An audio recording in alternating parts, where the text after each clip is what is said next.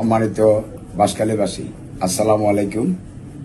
হিন্দু, বৌদ্ধ, খ্রিস্টানদের আদাব। প্রথমে আমি আমার নির্বাচনের কার্যক্রমে যারা সম্পৃক্ত ছিলেন ওনাদের প্রতি আমি কৃতজ্ঞতা প্রকাশ করছি।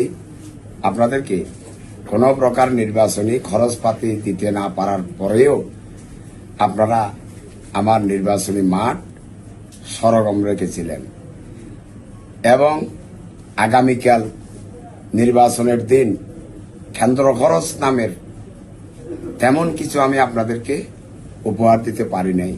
তবু আপনারা সহাস্যে নিজের ভাই মনে করে, নিজের লোক মনে করে আমার জন্য কাজ করার জন্য আমার কাছ থেকে নির্বাচনী সকল প্রকার কাগজপত্র নিয়ে নিজ নিজ এলাকায় গেছেন। এই জন্য আমি আপনাদের প্রতি আজীবন কৃতজ্ঞ থাকব। সম্মানিত বাঁশখালীবাসী, আপনারা জানেন আজকে 41টি বছর আমি আপনাদেরকে নিয়ে আমার পথ চলা।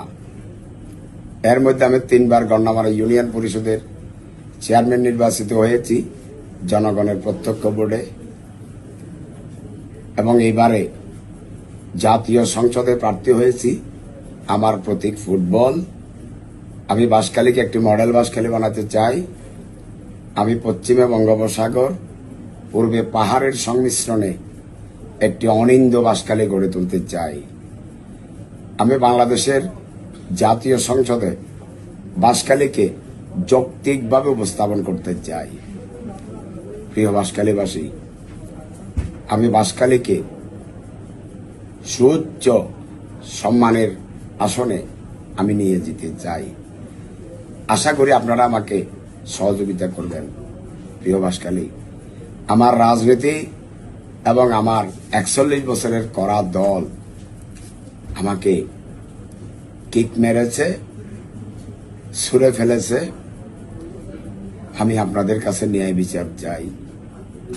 আপনারা যদি আগামীকাল আমার ফুটবল মার্কায় একটি করে ভোট দিয়ে ন্যায় বিচার প্রতিষ্ঠা করেন, তাহলে সমগ্র বাংলাদেশে যারা কৃষকের সন্তান, শ্রমিকের সন্তান রাজনীতি করে তারা ভবিষ্যতে নেতৃত্বে আসীন হয়ে বাংলাদেশের কল্যাণে নিজেকে নিবিড়ভাবে নিয়োজিত করতে পারবে। আপনাদের সকলকে ধন্যবাদ।